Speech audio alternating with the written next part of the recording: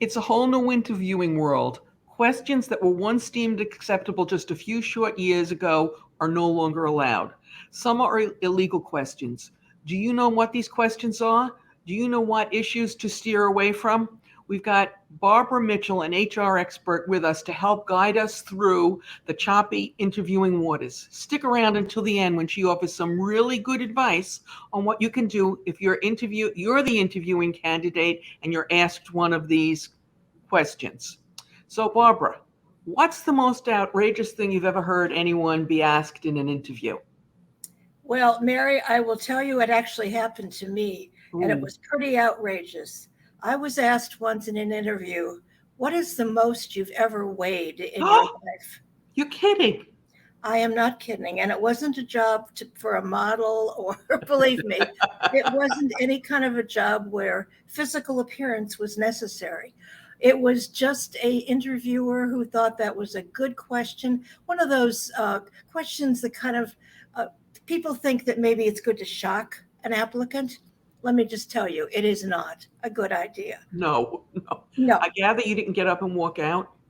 I didn't walk out, but I did afterwards go back to the hiring to the company and say, you need to deal with this person because first of all, it's ridiculous. Secondly, it wasn't probably illegal, but it was certainly just a little out of line, let's say. Yeah, I don't think that would be somebody I'd want to work for. That's exactly what I said. You're not doing yourself any favors No, by having no, this person ask no. these kind of questions. Oh my God. The thing with me is if when I'm asked a question like that, I usually answer something and then later I'm kicking myself for Yes. not Why? saying. Why? Yeah. Yeah, Getting up and walking out would probably have been the, the better. yeah. But then of course that job would have been right out the door.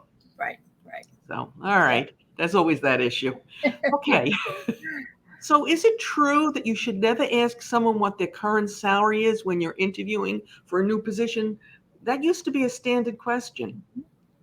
Well, let me just say it right now, it depends. There are 17 states out of our 50 states where it is illegal to ask that question. There are also many cities who have Right. I get.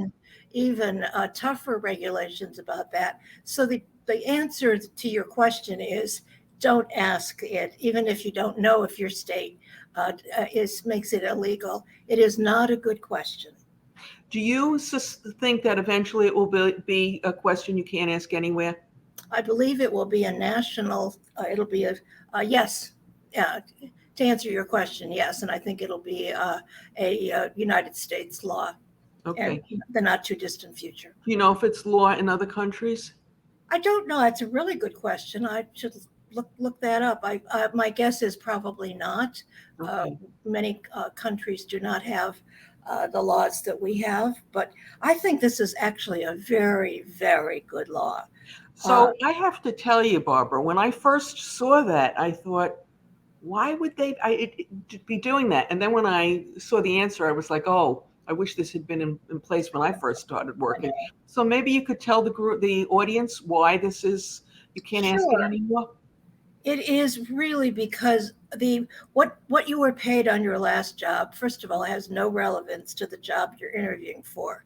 That presumes that everybody pays the exact same way, and we know that that's not Hmm. true. And so, what the rationale in here is that women and people of color have been penalized for years because they start out low in their salary, and then that's perpetuated forever and ever if you base your next salary on your last salary. Yep. So Yep. it really isn't a good idea. The better way to do it is to think about what is the job worth to Hmm. your organization, based on what people are paying for that job in your market, all kinds of ways that you can do it to where it makes sense. But the whole thing to me is what is the job worth to your organization at this point in time, and then pay that. And you can't go wrong doing it that way. Yeah. Yeah. So, hey guys, I'm Mary Schaefer, founder of AP Now, the place where we share the latest business intelligence with those who work in, manage, or have responsibility for the AP, the P2P, or the payment function. I'd like to give my distinguished guest a chance to tell you a little bit about herself, what she does, and I'm really most interested in hearing her talk about her book. So, Barbara, could you share this with our audience? Happy to, Mary. I am one of the authors of the Big Book of HR, which is a compendium of everything from hiring to firing and everything in between. So it's a really how-to book for both for HR people, but really we think it's most valuable to organizations that don't have an HR department, Yeah. who have to make all these decisions on their own. We've done three. We started in 2012, which was our first edition, and we've now done our 2017, and most recently this year we did a 10th anniversary edition, and it just won an award, by the way. So Oh, we're good. very excited about that. Yep, yep. Lots of changes, I guess.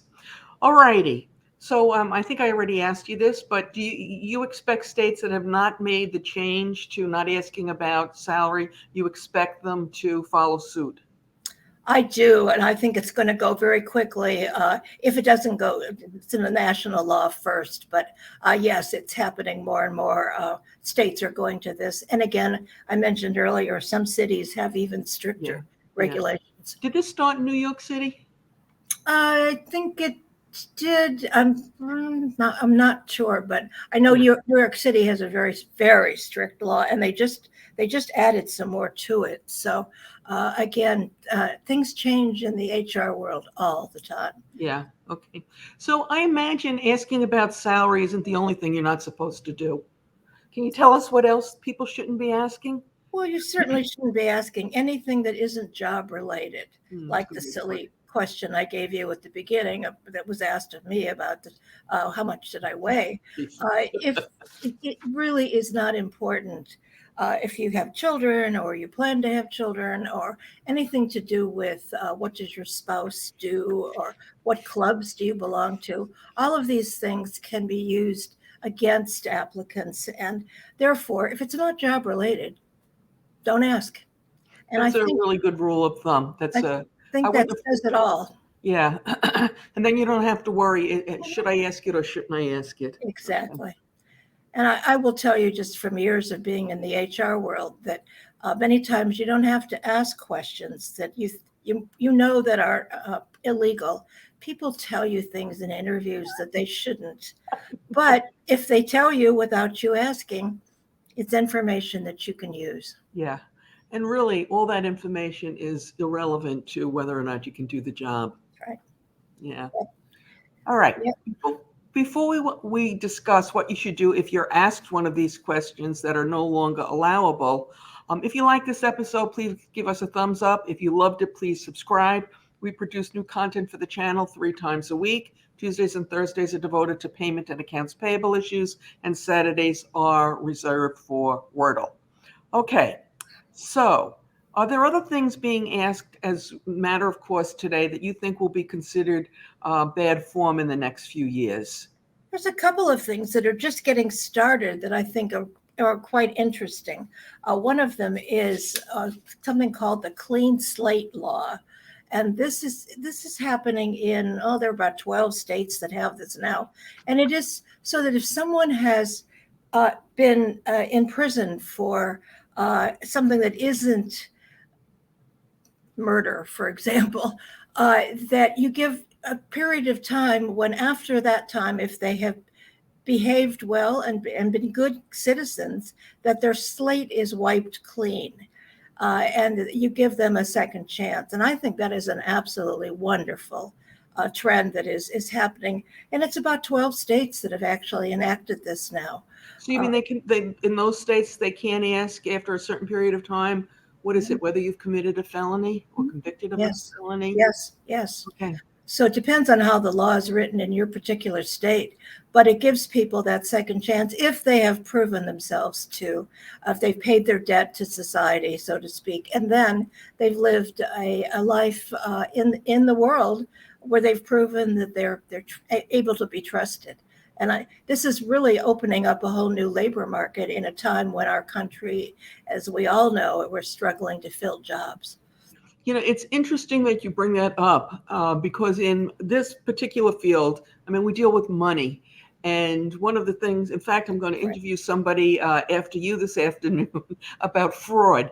And we have a lot of payment fraud and embezzlement. That's the kind of crimes, if you will, that we run into. And one of the very frustrating things for people or for companies is they hire somebody who embezzles from them, and then they go back and they look, and it turns out this is the second or third time that they've done it, Mm. because they know how Well, to.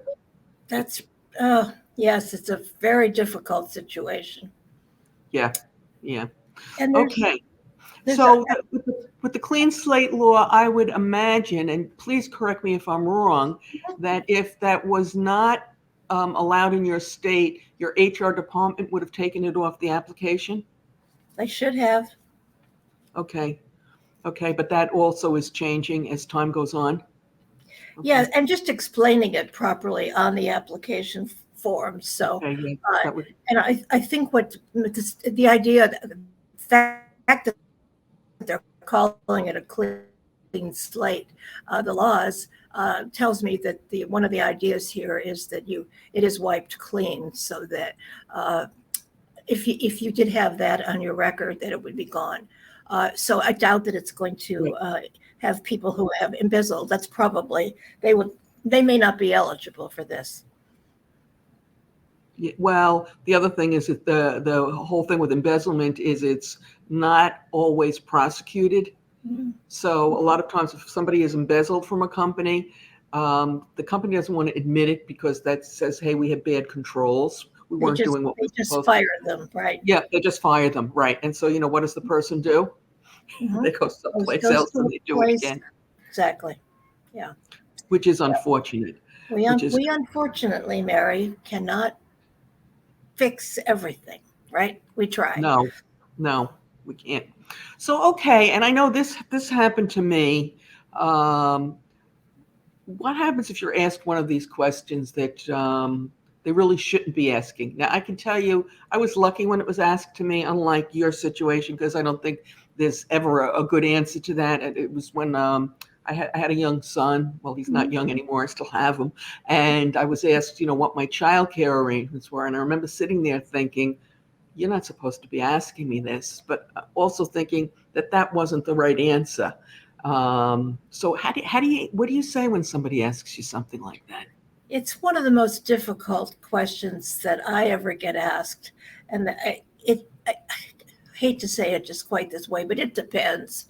It depends on how much do you want this job, and do you think that if you take the job, that you'll be able to have it make a difference, and perhaps point out to them that, hey, from now on, please don't ask that question. If you think you can have an impact and make a difference, and if, quite frankly, it is a job that it's your dream job, it's your perfect job, or if you have been looking for a long time and you need a job. But boy, it's a tough Yeah, decision to make. And if you get your backup, so to speak, and say, hey, you can't ask me that, it may be that you're not considered for the job. But then again, if that's the case, if that's the way the organization operates, do you want to work somewhere where they don't hire right. within the law? So there Yeah. I go with my it depends. Right. So I remember I had a family member about 10 years ago. I'm trying not to reveal who it is, just in case anybody's watching, who, was one of the younger members of our family who'd gotten out of college, was a female, wasn't making a ton of money, and then went for a job interview for a job basically paying double what she was making. And she could do the job. It wasn't a question, as you said, of having the skills. So she said to me before she went on the interview, well, what should I say if they ask me how much money I make? Because it was a common question. It's a really common question. And, because then the employer uses that, as you said, to make the offer. And we hemmed and hawed. And finally, I said to her, well, you could say I prefer not to answer it, but they're probably not going to let you slide with that. And God bless this family member who's quite glib. She did get away with that, but that was before this was law. Um, Well, there and just please know, for your people that are watching this, hopefully someone besides you and me are interested in this subject. There are ways to get information about people's salary. Ask them what range they're looking in. You're not asking them what they made in their last job, or I've known people that have asked applicants to bring in their a pay stub so that they could yeah, prove what they made in oh their my last God, job. yes, Don't yeah, don't go there, but say, don't do that. can I, yeah, don't do that. Can I ask you what range are you looking in? And that's a perfectly legitimate question, and not difficult to answer. And especially now, because there's so much information out there for applicants about what jobs pay. There's a Glassdoor and Pay Scale that have all of those, and that information is out there. So the applicant can say, I'm looking between 55 and 60, and that gives you, as the interviewer, some information about what they're looking for. So, me being the cynic that I am, I would feel that if I said between 55 and 60, you would automatically start at 55. Is that a fair?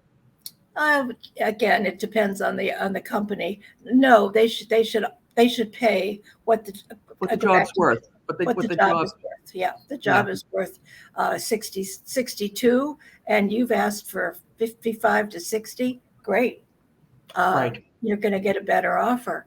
Uh, Yeah, but it should be, again, where that what that job is worth. And the same thing for the applicant. People need to take jobs where they can get value for themselves. Because if you're underpaid, it does not last long that you love that job. If you're underpaid and you know you're underpaid, it just that eats away at your self-esteem. right. That's not good for anybody, including the So company. this also puts a new onus on job seekers or Mhm. people who are going for an interview, especially if you feel you're underpaid for what you're worth, is to find out what that job is Absolutely. worth in the marketplace. Not, oh, I'm making 50, and if I get 60, that's a big increase. If everybody else is making 80, ask for the Mhm. 80. Right, exactly. And you can find it. It's available, and information on PayScale and Glassdoor, other places where you can research in your own marketplace, what is this job paying? And Right, it's a range typically. right, And when I work with applicants, I tell them to know what their bottom line is. That if you cannot work for less than 55, that you don't make 55 the top of the range no, you say you're asking for, make that the bottom. So right, so if they offer you that, you can live with it. right, right, right. Because at the end of the day, that's what we have to live on what we make. Exactly. Yeah. So, trick interview questions are another way folks sometimes get stumped. We did a short piece on 3 such questions in 3 minutes, I might add. You can watch it now. The link is in the show notes below. On YouTube, links will appear momentarily. There will be a link to Barbara's book. And as always, I greatly appreciate your thumbs up, your comments, your shares, and your subscribes.